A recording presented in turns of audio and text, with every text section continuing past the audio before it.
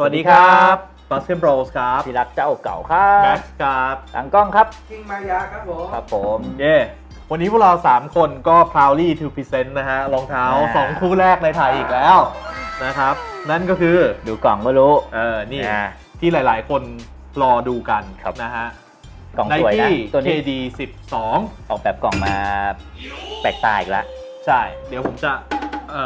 รีวิวกล่องด้วยแล้วกัน อืม นะฮะก็เป็น 2 คู่ของผมกับพี่รัก ครับ นะครับแล้วเดี๋ยวรายละเอียดเป็นไงเดี๋ยวเรามาดูกัน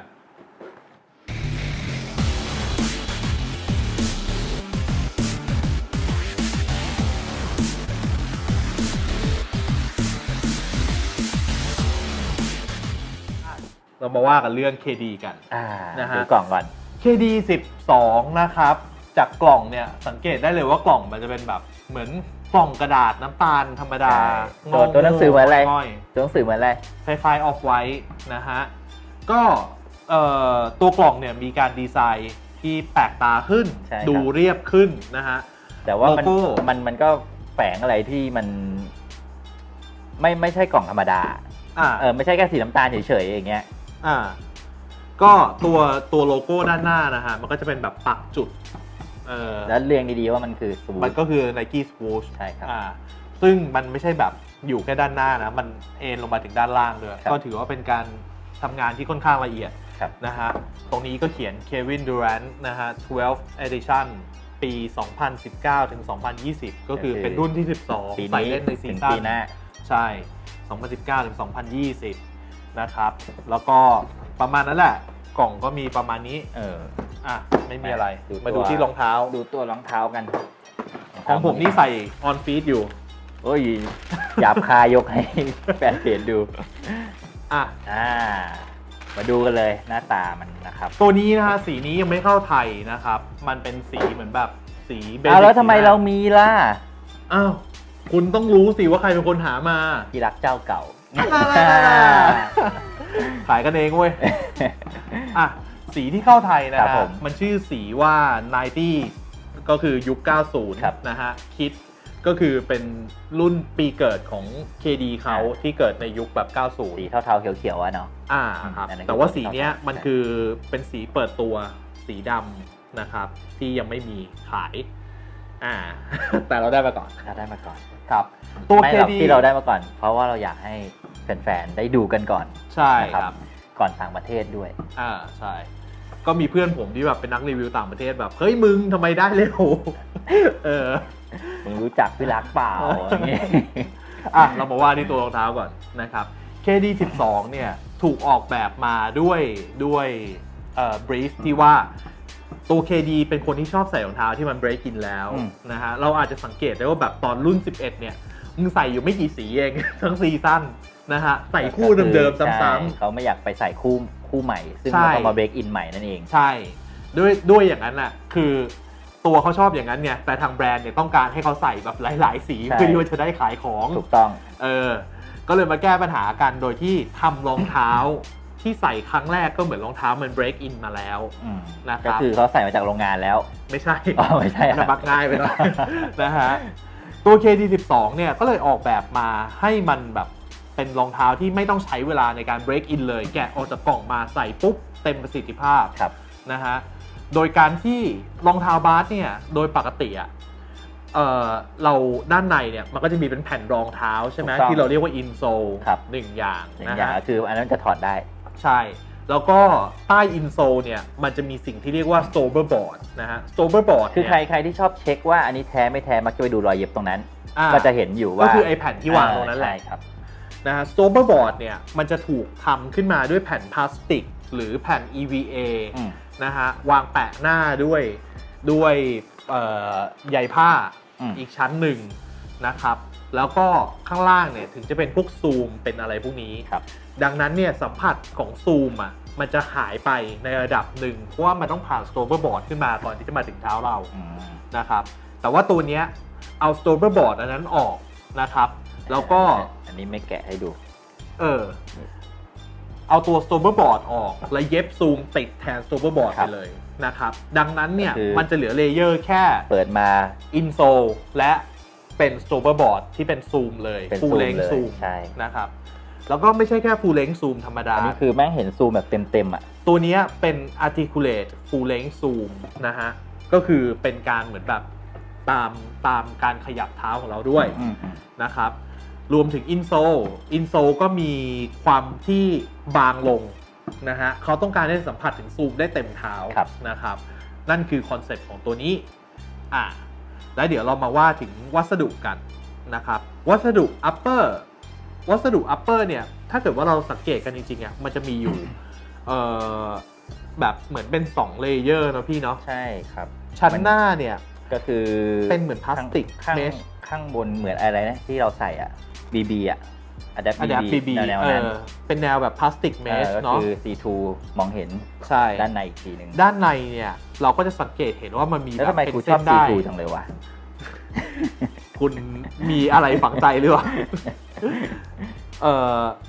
โอเคด้านล่างนะฮะมันก็จะเป็นเหมือนแบบเห็นเป็นพลาสติกเส้นๆนะครับไอ้ตรงนี้แหละที่เขาเรียกว่า quad axial flywheel นะฮะตรงนี้เขาก็จะมีเขียนคำว่า quad axial flywheel อยู่ multi directional dynamic containment นะฮะไอ้ตรงนี้มันจะทำหน้าที่เป็นตัวล็อกดาวน์ของรองเท้าโดยที่ quad axial เนี่ยความหมายของมันก็คือ quad คือ4 axial คือทิศทางนะครับลักษณะการวางตัว flywheel ด้านในเนี่ยมันจะเป็นการวางแบบมีอย่างนี้ตัดกันครับเสร็จปุ๊บมีบนแล้วก็มีแนวระนาบ4ทิศทางใช่ก็คือจะตามนี้เลยครับกันหัว ลักษณะการทำงานของมันอ่ะผมยังไม่ได้ลองใส่เล่นนะแต่เท่าที่ลองอ่านข้อมูลที่เขาส่งมาให้เนี่ยก็คือว่ามันจะทำงานเหมือนกับแบบตัว Chinese finger trap เมื่อเรามีการขยับไม่ว่าจะเป็นแบบด้านข้างที่เราสไลด์เท้าออกไปปุ๊บตัวเส้นใย flywheel ตัวนี้มันจะตึงตัวขึ้นมาทำหน้าที่เป็นเหมือนแบบเป็นตาข่ายไม่ให้เท้าเราหลุดออกมาครับนั่นคือลักษณะพิเศษของล็อกดาวน์ตัวนี้นะครับก็ยังไม่ได้ลองเนาะเพราะว่าเป็นไงวันนี้ก็เป็นอันนี้เพิ่งมาสดๆร้อนๆเลยเนี่ยใช่คือ Messenger มาส่งเสร็จปุ๊บเราแบบเข้าสตูเลยเนี่ยส่งหน้าสตูเลยใช่นะครับก็ว่าเนี่ยเดี๋ยวถ่ายเสร็จเนี่ยเราจะไปลองเดี๋ยวไปเทสกันใช่จะไปเทสกันก็อันนั้นคือลักษณะของตัว upper นะฮะแล้วก็ lockdown technology ตัวใหม่นะครับส่วน midsole เนี่ยก็เป็นโฟมไฟลอนธรรมดาเนาะไม่ได้มีอะไรแต่ว่ามันแก้ปัญหาจากตัว KD11 ที่ผมไม่ใช่แค่ผมอะหลายๆคนเจอก็คือการที่มันไม่มีอะไรแบบมาช่วยเรื่อง lateral containment ด้านข้างนะฮะเวลาที่เราสไลด์เท้าไปปุ๊บเหมือนเท้าเราจะหลุดออกจากฟุตเบสทันทีเลยเพราะด้านข้างไม่มีอะไรมาครอบไม่มีอะไรมาช่วยตอนนี้เขาก็เลยมีเป็นแบบเหมือนเป็นตัวยางที่ขึ้นมาจากมิดโซลขึ้นมาปิดบริเวณนิ้วก้อยนะฮะเป็นตัวเหมือนแบบกำแพงกั้นอีก1รอบนะฮะแล้วก็ขึ้นมาถึงด้านข้างตรงส้นเท้านี้ด้วยนะครับแล้วก็มิดโซลเป็นโฟมไฟลอนนะที่บอกแล้วก็ตรงด้านข้างเนี่ยเป็นแบบเหมือนเป็นยางมันไม่เชิงพลาสติกอ่ะมันดูแบบเป็นยางมันก็ใช่แต่ผมชอบสีมันนะถ้าไม่รู้จะมองเห็นก็มันจะมันลุ้งๆเหลื่อมใช่มันไม่ใช่ใสๆเฉยๆใช่ครับมันจะเหลื่อมๆม่วงๆหน่อยใช่เนาะแล้วก็ตรงด้านใต้นะฮะด้านใต้ตรงส้นเท้ามันจะเป็น double stack zoom ที่วางแบบ bottom load นะฮะใครที่เคยดูรีวิวของเราตอน Air Jordan 33เนาะน่าจะเข้าใจคำว่า bottom load คืออะไรเท่ากับว่าตัวนี้ซูมมันมีมาให้2แบบเลยนะครับก็คือเป็น Stoberboard Zoom นะฮะอยู่ตรงใต้ฝ่าเท้าเรา1อย่างและตรงส้นเท้ามี Double Stack Zoom อยู่ติดพื้นอีกซูมแปะกันอย่างนี้ถูกป่ะมันจะเป็นตัว Stoberboard Zoom อยู่ด้านบนใช่ Midsole แล้วก็เป็นซูมอยู่ด้านล่างอีกเท่ากับซูมมันคือมันมี2ชั้นใช่เป็นซูมอยู่ด้านบนใช่ไหมและไอ้ซูม2ชั้น Double Stack เนี่ยมันอยู่แบบมีMidsoleขั้นตรงกลางหน่อยใช่นะครับประมาณนั้นแล้วก็ตรงพื้นนะฮะเป็นยางใสเนาะที่ดูไอ้ตรงเนี้ยเรายังตอบไม่ได้ว่ามันหนึบไหมนะฮะเดี๋ยวต้องไปขอเทสดูก่อนคือถ้าเราจับเนี้ยมันก็หนึบอยู่แต่ว่าเวลาเราไปใส่ได้จริงๆเนี่ยมันอาจจะหนึบแค่ไหนหรือเปล่าเนี่ยเราไม่มั่นใจเดี๋ยวต้องเรื่องความทนทานนี่ก็เดี๋ยวเรามาพูดกันอีกทีใน performance review แล้วกันในเรื่องนี้ก็ได้ แล้วก็ตรงส้นนะฮะ อันไว้หน่อยอันไว้หน่อย ตรงส้นก็จะมีเขียนเป็นเลข35จุดๆด้านหน้าก็จะมีเป็นเลข12จุดๆนะฮะ35ก็คือเบอร์เสื้อ KD 12ก็คือชื่อรุ่นนะฮะแล้วก็ตรงลิ้นนะครับตรงลิ้นเนี่ยก็เป็นส่วนสำคัญนะตอนที่เราใส่ว่าแบบมันจะรำคาญไหมจะมาทิ่มเท้าหรือเปล่าครับผมรำคาญผมมาขายเนี่ย ไอ้ ผมน่าจะรำคาญเลยเนี่ยแค่นี้แหละ พลาสติกตรงนี้แหละตัดทิ้งแม่ง ได้เหรอได้ก็ตรงลิ้นเนี่ยเขาทำมาจากตัวฟลายนิดนะเป็นฟลายนิดแบบทอขึ้นมาทั้งชิ้นเลยแล้วเสริมด้วยแพดดิ้งด้วยตัวฟองน้ำให้มันนุ่มๆนี่เป็นผ้านุ่มเลยนะเหมือนคล้ายๆผ้าห่มก็คือฟลายนิดไงเพื่อไม่ให้มันรำคาญใส่แล้วรู้สึกเหมือนมัน break in ในครั้งแรกนะฮะนั่นก็จะเป็นรายละเอียดนะครับคร่าวๆก่อนแล้วกันใช่สำหรับตัว KD 12สำหรับเทป unboxing เอาแค่นี้แหละอันไว้หน่อยใช่ตรงนี้ลืมบอกมันมี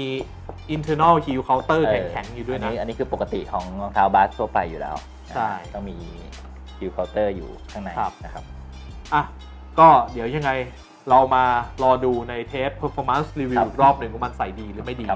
นะฮะเป็นไงเดี๋ยวเรามาว่ากันอันนี้ก็จะมีทั้ง2คู่เลยระหว่างคนหุ่นดีผมแล้วก็คนอ้วนๆอย่างแม็กนะฮะจ้าพ่อก็เดี๋ยวยังไงเดี๋ยวเรา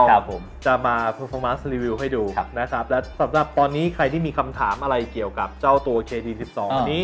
ก็สามารถทิ้งคำถามไว้ได้เดี๋ยวผมก็มาตอบนะฮะหรือว่าจะ inbox เข้ามาใน Facebook Fanpage เราก็ได้นะครับแล้วสำหรับแฟนๆที่ดูผ่านทาง YouTube ถ้ายังไม่ได้ subscribe ซะแล้วถ้าเกิดชอบ channel เราก็กดกระดิ่งด้วยเวลามีอะไรมันจะได้ไปแจ้งเตือนนะฮะประมาณนั้นพูดตามสคริปต์จบแล้ววันนี้เราก็ไปแล้วสวัสดีครับ